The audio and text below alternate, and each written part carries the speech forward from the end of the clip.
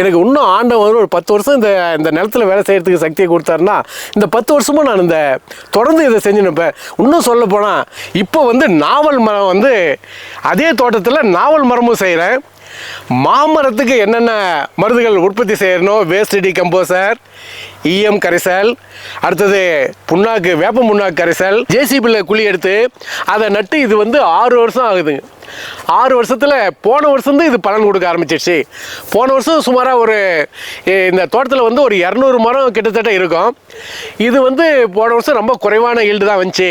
ஆனால் இந்த வருஷம் கொஞ்சம் தெளிவாக இருக்குது. நானே தான் எல்லாமே நான் தான் ஸ்ப்ரே பண்ணுறேன். ஒரு நாளைக்கு இந்த இயற்கை பண்ணையை பொறுத்த வெளியும் மாலை 3 மணிலேருந்து ஒரு 6 மணி வரையிலும் தான் மருந்து அடிக்கணும்னு சொல்கிறாங்க.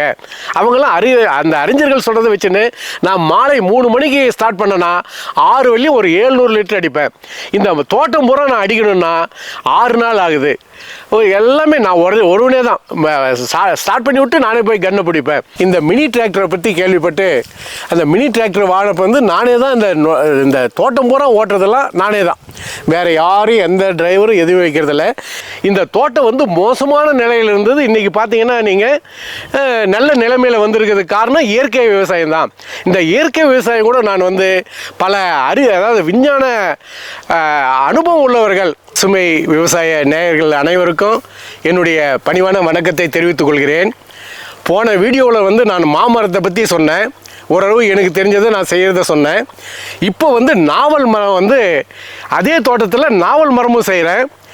மாமரத்துக்கு என்னென்ன மருந்துகள் உற்பத்தி செய்யணும், வேஸ்ட் டிகம்போசர், ஈயம் கரைசல், அடுத்தது புண்ணாக்கு, வேப்ப புண்ணாக்கு கரைசல், அடுத்தது கடலை புண்ணாக்கு கரைசல், புங்கம் புண்ணாக்கு கரைசல், இதை எல்லாம் கலந்து தொட்டி வழியாக சொட்டு நீர் வழியாக எல்லா மரத்துக்கும் நான் அடி உரமாக கொடுத்துட்றேன். நான் எந்த விதமான உரமும் நான் வாங்கிறதில்ல, எருவு கூட நான் வாங்கிறதில்ல. இந்த தோட்டம் மோசமான நிலையில் இருந்தது. இன்றைக்கி பார்த்தீங்கன்னா நீங்கள் நல்ல நிலைமையில் வந்திருக்கிறதுக்கு காரணம் இயற்கை விவசாயம் தான்.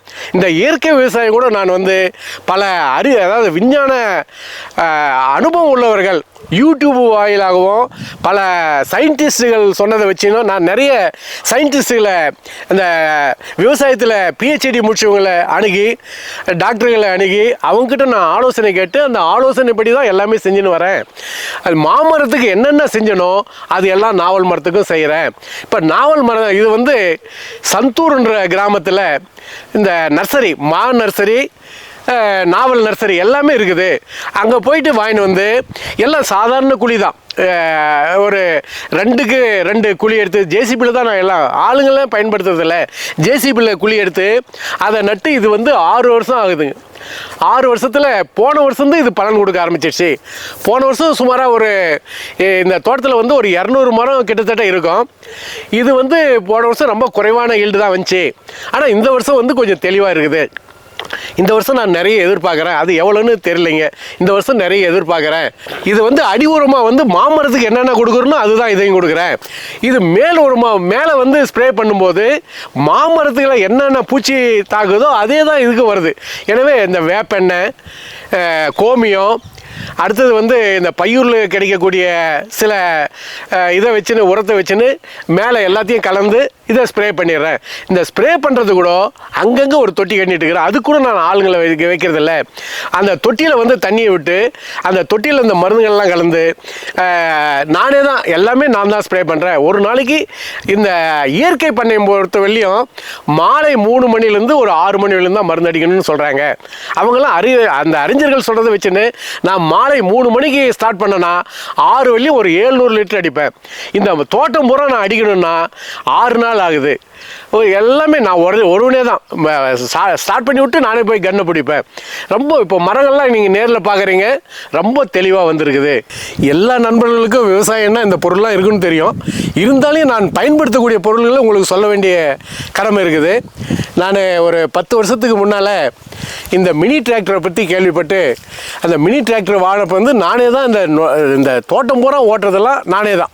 வேறு யாரும் எந்த டிரைவரும் எதுவும் வைக்கிறதில்ல. இந்த உழுவதற்கு இந்த டிராக்டரை பயன்படுத்துகிறேன். ஒரு வருஷத்துக்கு கிட்டத்தட்ட 4 முறை உழுதுனா என் தோட்டம் எப்படி சுத்தமாக இருக்குன்னு நீங்கள் வீடியோவில் பார்த்துருப்பீங்க. அடுத்தது பார்த்தீங்கன்னா இந்த ஓரத்தில் இருக்கக்கூடிய பில்கள், அதாவது மரத்துக்கடியில் புல் இதெல்லாம் வேஸ்ட்டெல்லாம் இதை கொண்டு கையிலேயே எடுத்துடுறேன் எல்லாத்தையும். இது வந்து கையில் பயன்படுத்துறது. இப்போ இந்த பில்லு இருக்குதுன்னா இதை பயன்படுத்தி இப்படி இழுத்துடலாம். இங்கே பாருங்கள், இந்த பில்லுலாம் வந்து இங்கே பில்லு இருக்குது. டிராக்டர் ஓட்டினது போக இதை பயன்படுத்தி ஈஸியாக இழுத்துடலாம். இது வந்து உங்களுக்கு எல்லாம் தெரியும், இருந்தாலும் நான் என்ன வேலை செய்கிறேன்றதை சொல்கிறேன், அவ்வளோதான். இப்போ பில்லு பூரா சுத்தம் ஆகிடுச்சு. உங்கள் இதுலேயே பார்த்தீங்க, இந்த ஓரத்துலலாம் கூட நிறைய பில்லு இருந்துச்சிங்க. இப்போ பூரா இழுத்துடுவேன். அடுத்தது இதை வந்து ஓரளவு சுத்தம் பண்ணிவிடுவேன், அவ்வளோதான். இது வந்து கையிலேயே சுத்தம் பண்ணுறது. அடுத்தது இந்த ப்ரஷ் கட்டர் தெரியாத விவசாயிங்க இருக்க மாட்டேங்க, இதையும் நான் பயன்படுத்துகிறேன். இது வந்து இந்த வரப்பில் இருக்கிற புல்லுங்கள்லாம் வெட்டி விட்டுரும்.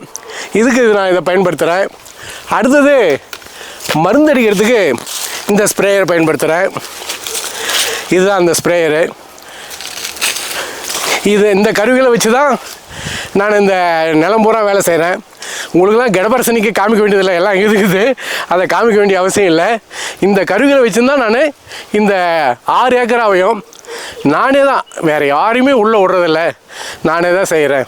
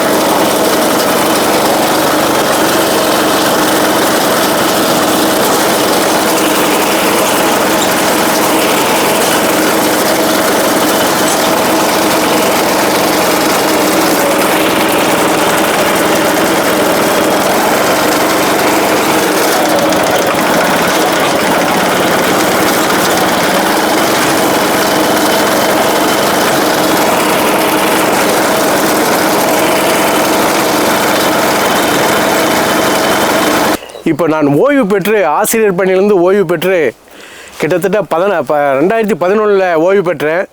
இப்போது கிட்டத்தட்ட 14 வருஷம் முடிய போகுது. இந்த 14 வருஷமாக நான் இதை பராமரிச்சுன்னு வரேன். இந்த வயசுலேயே நான் சுறுசுறுப்பாக செய்கிறேன்னா எனக்கு விவசாயத்தில் உள்ள ஆர்வத்தினால்தான் தான். இன்றைக்கும் நான் டிராக்டர் ஓட்டுறேன், இன்றைக்கும் நான் பில்லு வெட்டுறேன். இதுக்கெல்லாம் காரணம் வந்து ஆர்வம் தான். அது இல்லாத வருங்காலம் வந்து விவசாயத்தை நம்பி தான் இருக்க போகுது. உணவு இல்லாத யாருமே இருக்க முடியாது.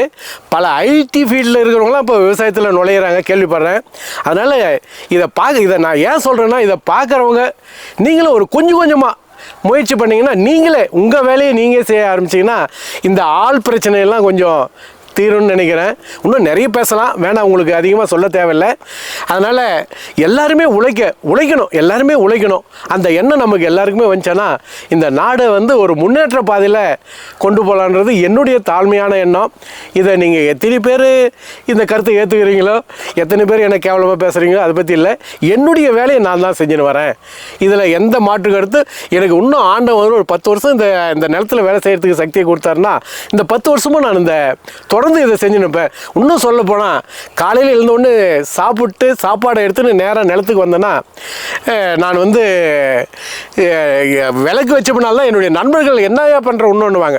என்னுடைய உறுதுணையாகக்கூடிய நண்பர்கள் இங்கே பக்கத்தில் நிற்கிறாங்க. இவங்கெல்லாம் எனக்கு ரொம்ப உறுதுணையாக, அந்த விவசாயத்தில் ரொம்ப நான் செய்கிறதுக்கு இவங்க உறுதுணையாக இருந்தனால தான் நான் இவ்வளோ செய்ய முடியுது. அதனால் உங்களுக்கும் நல்ல சிறந்த நண்பர்கள் இருப்பாங்க. நான் உண்மையிலேயே இந்த விவசாயத்துக்கு வந்த காரணம் என்னுடைய நண்பர்கள் தான் காரணம். இங்கே இருக்கிற 2 நண்பர்கள், இது இல்லாத இன்னும் என்னுடைய ஆசிரியர் நண்பர்கள் அவங்களும் இருக்கிறாங்க. நிறைய பேர் என்னை விவசாயம் செய்கிறதுக்கு தூண்டுனாங்க. இதில் வந்து ரொம்ப முக்கியமாக இந்த இயற்கை விவசாயத்தில் நான் உண்மையிலேயே யார் சொன்னாலையும் சொல்லனாலே நான் வெற்றி பெற்றுட்டு தான் நான் நினைக்கிறேன். ஏன்னா போன வருஷமே ஒரு நல்ல ஈல்டு எடுத்தேன். இந்த வருஷம் நான் அதை விட நிறைய எதிர்பார்க்குறேன். ஏன்னா அதை விட இப்போ நல்லா அருமையாக செஞ்சுன்னு வரேன். இப்போது உரம் மூட்டையெல்லாம் கூட 10 மூட்டையை வாங்கி வச்சுருக்கிற வேப்ப முன்னாக்கு இன்னும் நாளைக்கும் வாங்கிறதுக்கு போகிறேன். அதை வந்து இப்போ உங்களுக்கு காமிக்கிறேன். 10 மூட்டையில் நான் 1 மூட்டை யூஸ் பண்ணிட்டேன். இப்போது மீதி இங்கே இருக்குது, இது பூரா வேப்ப முன்னாக்கு தான். இதை வந்து நான் ரொம்ப ஆர்வமாக இருக்கிறதுனால தான் இதை நிறைய செய்கிறேன். அதனால் இயற்கை விவசாயம் நீங்கள் எல்லாமே செஞ்சீங்கன்னா இது பூரா இதனுடைய கருவிகள் தான், எல்லாமே பயன்படுத்தக்கூடிய கருவிகள் தான், எல்லாமே வச்சுருக்கிறேன். இந்த பசுமை யூடியூப்பை பார்க்கும் அனைத்து விவசாய பெருமக்களும், விவசாயம் செய்யாதவங்களும், நிலம் வச்சுன்னு சும்மா இருக்கிறவங்களும் இந்த வீடியோ பார்த்த பின்னால் ஓரளவு இந்த விவசாயத்தில் நீங்கள் ஆர்வங்க, நானும் ஆர்வம் இல்லாத தான் சுற்றி இருந்தேன். எனக்கு இந்த ரிட்டையர்டுக்கு முன்னால், ஓய்வு பெற்ற பின்னால் என்ன செய்யுதுன்னு போது என்னுடைய நண்பர்கள், இங்கே இருக்கிற நண்பர்கள்லாம், நீ விவசாயம் இது ரொம்ப மோசமாக இருந்த நிலம், ரொம்ப மோசமாக இருந்துச்சு, இதை வந்து நான் நல்லா செஞ்சுங்கிறேன்னா காரணம் எனக்கு விவசாயத்தில் உள்ள ஆர்வம், எனக்கு நண்பர்கள் ஏற்படுத்திய ஆர்வத்தினால்தான் இந்த விவசாயத்தை செய்கிறேன். அதனால் நீங்கள் அனைவரும் இந்த விவசாயத்துக்கு முன் வந்தீங்கன்னா, எல்லாருமே எல்லாமே எடுத்த உடனே நிறைய செய்ய முடியாது, கொஞ்சம் கொஞ்சமாக, நானும் கொஞ்சம் கொஞ்சமாக தான் வந்தேன். நீங்களும் வந்தீங்கன்னா ஓரளவு இந்த நாடு வளமான நாடாக, நம்முடைய தமிழ்நாட்டை வளமானதாக மாற்ற உங்களுடைய பங்கும் கொஞ்சம், உங்களுடைய பங்கும், என்னுடைய பங்கு இருக்குது, உங்களுடைய பங்கும் கொஞ்சம் இருக்க வேண்டும் என்று கேட்டுக்கொண்டு நான் இந்த உரையை முடிக்கிறேன். நன்றி, வணக்கம்.